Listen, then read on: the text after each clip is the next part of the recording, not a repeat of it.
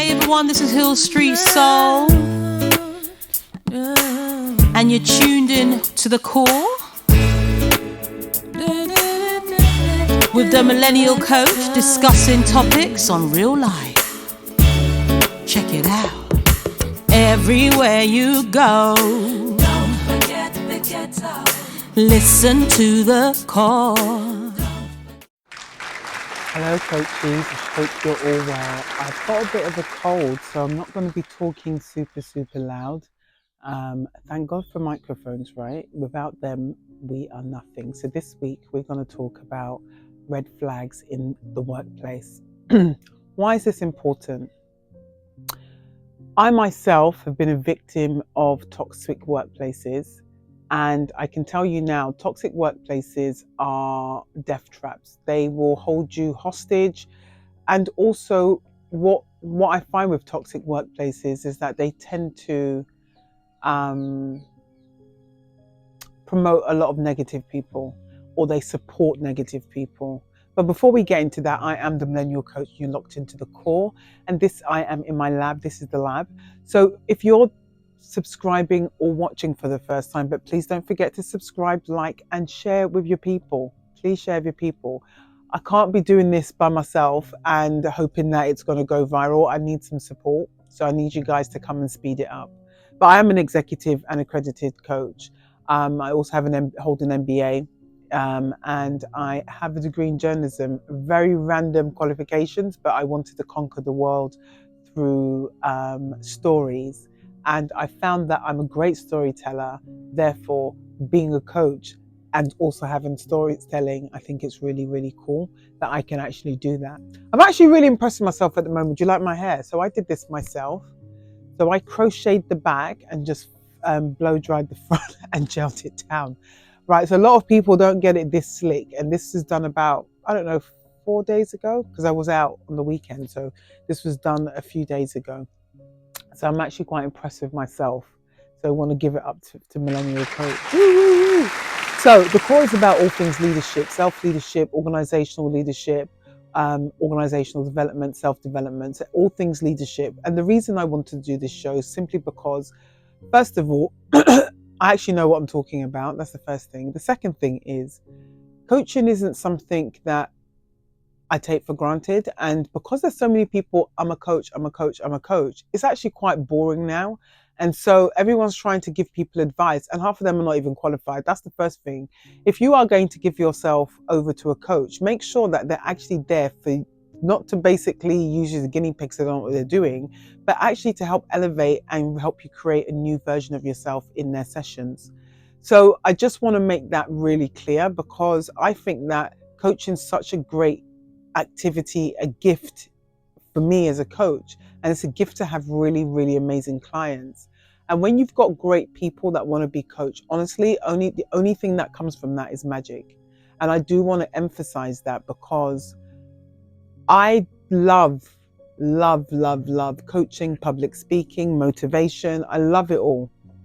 And the thing is, when I'm going through a challenging time myself at the moment. So when I talk about these things, I'm talking about it from first-hand experience. I'm not talking about it in the sense of, oh, I just No, this is what is going on, and this is what I've experienced, and these are the solutions that I can find that can help. Now, I will say, because I've been like you guys, employees, not all the time I've actually had someone to help me work through my own emotions in a workplace that has meant a multitude of red flags. Let me just make that clear. When companies have red flags, what we tend to do is that we've got bills, which I've done. I don't know what else to do, which I probably have done. I don't want to leave because it's hard to get a new job, which we've got to stop telling ourselves things are hard, because then they become hard. And I'm not saying that to scare you, but I do think that it's something to consider.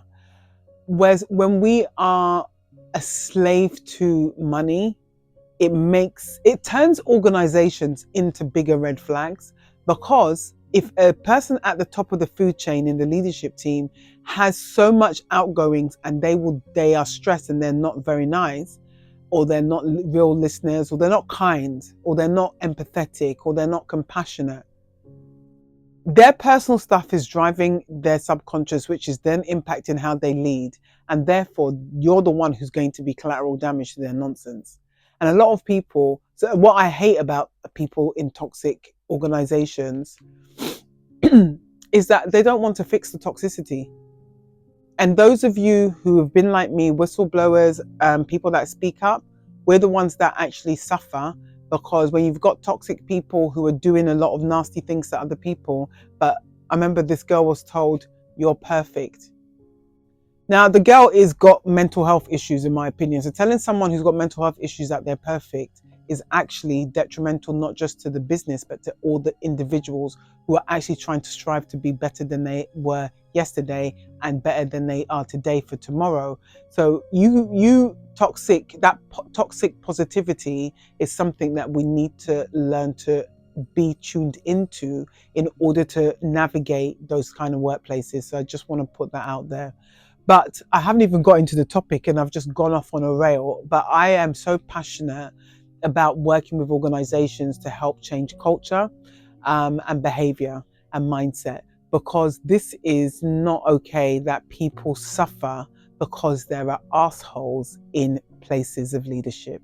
But before we get into this, I haven't spoken about TV. So now we are heading into colder months, and as you can see, I'm wearing a jumper. So the story behind this jumper, I used to live in the Middle East, right? And those of you that have ever visited, when everyone seems to go to Dubai, Dubai is not the only city in the Middle East, and the UAE is not the only country in the Middle East. I just want to put that out there. In Bahrain, there is Kuwait, there is Saudi, but Saudi is a whole different ball game if you're not married, but it's there. So there are other places in the GCC, which is the Gulf countries. But it's so hot that when you go into the mall, sometimes it's so cold. And I think I was going to the cinema and French Connection was there. And I felt like I was literally dying from frostbite. So I ran into French Connection and I bought this jumper. This jumper was sold in the Middle East. I know, sounds nuts. But I've had it for about 10 years now. That's another thing that you'll learn about me. I'm a keeper of clothing. I remember this kid said to me one day, I was in Brighton, and he liked this Carhartt jacket that I've got, this little bomber jacket. He's like, I like your coat. I said, how old are you? He said, I'm 20. I said, I bought this when you were 2. And now that was a good few years ago. So I'm sure that jacket's about 25 years old. So I like to keep good quality things. I think if you're going to buy something, even if it's on the whim because you're freezing, please buy something you're going to keep. I remember I was in Amsterdam. One last story, please. I was in Amsterdam and me and my friend, it was July and it was so cold. Europe's like a little bit confused about weather. So we're in Amsterdam, it's freezing. I said to my friend, if we do not find a shop that I can buy a hoodie or a jumper or something, this whole trip is going to be derailed. So when it's a Carhartt, again, I don't know why it's Carhartt, but when it's a Carhartt, I love Carhartt though, because I think their clothes are very durable. So I went to Carhartt and I bought a hoodie. This was probably 2019. Still got that hoodie. I actually wear that hoodie to the gym. It's so warm. And I always feel like, I can battle anything. So I just say that to say, spend your money on quality, not trash. Right, so television for October. So there is a show that I really like. For those of you that like a little bit of murder mystery and intelligence, it's called Ludwig, Ludwig. It's a really funny drama, but it's really intellectually stimulating, and it's only got 6 episodes. So if you get the opportunity to find Ludwig, please. It's a BBC show, so if you've got the opportunity to find it, try and watch it. And I would love to hear in the comments what you think of Ludwig. So that is a really cool show. I've really enjoyed watching it. But let's talk about red flags. I'm going to talk about interviews. Oh my goodness. Those of you struggling on interviews, I totally understand and relate to what you're going through. So if you are in an interview, this is one red flag to be aware of. Bullet point interviews. Why is it a red flag, you're thinking? If you are looking for a role for long term and someone just comes in, so tell me about why do you do this? Okay, and how would you respond to that? And what do you think this did? And explain how you look at that and why. And all they do is just take notes. They don't even, there's no personality behind the interview. There's no rapport building, nothing. So tell you why that's a red flag.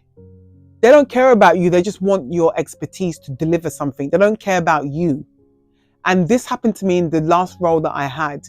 That was how the interview went. And when I realized they couldn't care less about me as a person, it showed in how people responded to me.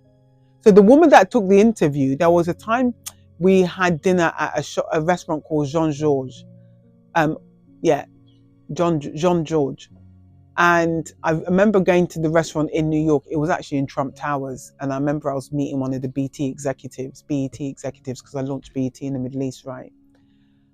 And John George is a stunning restaurant in New York.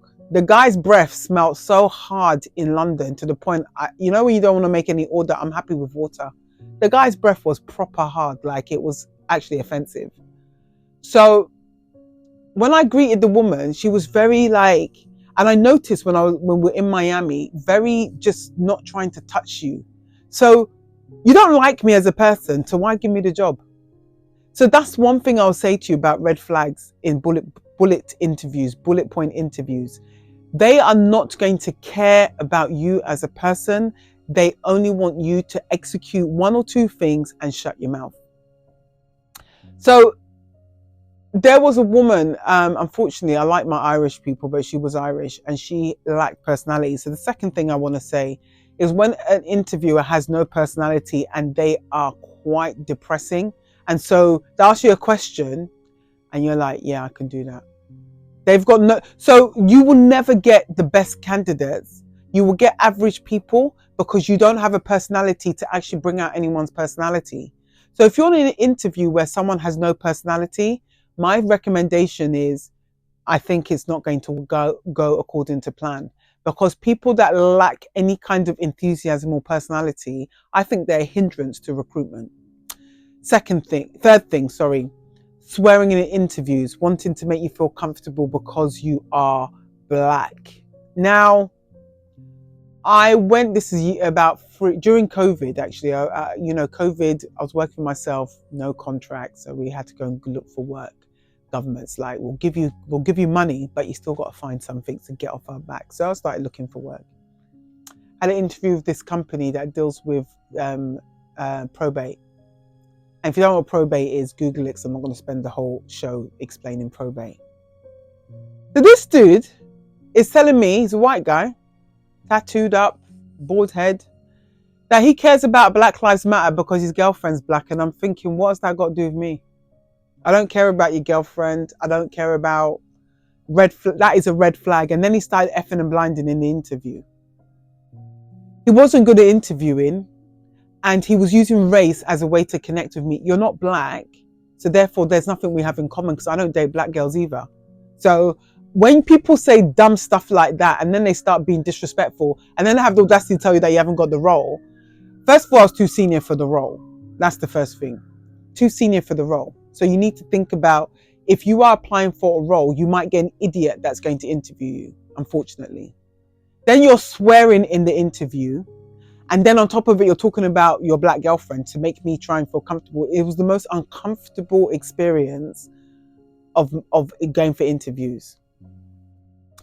And then the fourth thing, this is in touch with the first point about bullet point interviews. This same company, it took them 4 months, 4 interviews to respond. Now, going into the organization, there was a lot of red flags. Like, it felt too good to be true, which I later discovered it was.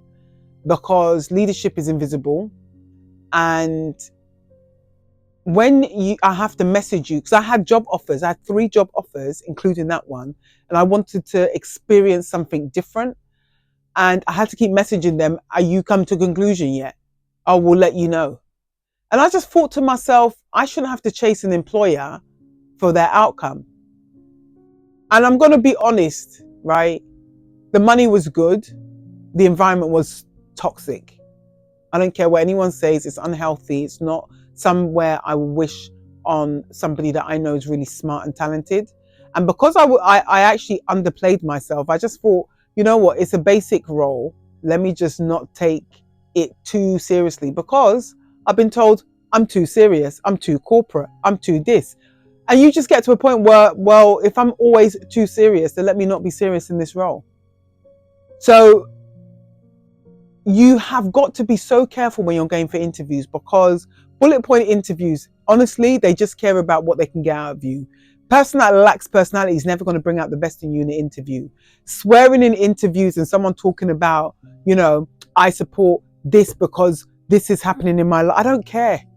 And I don't want to be a pawn for you being a man and a white man to justify why I should be joining your organization or not. Like, that doesn't even make sense. It's about the competency, qualification, expertise, and delivery. That's what the job interview should be focused on, not anything else. So I want you to be aware, if you've got red flags, if you're experiencing anything like this, the takeaway is be very aware that this doesn't just start here. It continues if you get the job, because someone's behavior is very distinctive. Now I can see it, of how things are going to translate in the future in your role. So please take care before you get into a company. Pay attention to how you're being interviewed, and also you need to interview them too. And sometimes I will challenge companies in ways where I can see some of the senior people don't feel comfortable. That means that they don't want people who have their own mind. So be aware of that, and be aware of people that don't understand your humor and who haven't got a personality, because that is not where you're supposed to fit in. You can be intelligent, you can be professional and corporate, and you can also have a sense of humor and actually be brilliant at your job. So it's really having that well-rounded experience and also knowing when to say what to say at the relevant time. I am the Millennial Coach. You've been locked into the core. Like, share, subscribe. Tell your auntie, uncle, your cousins, your sister, everybody. Okay? Peace.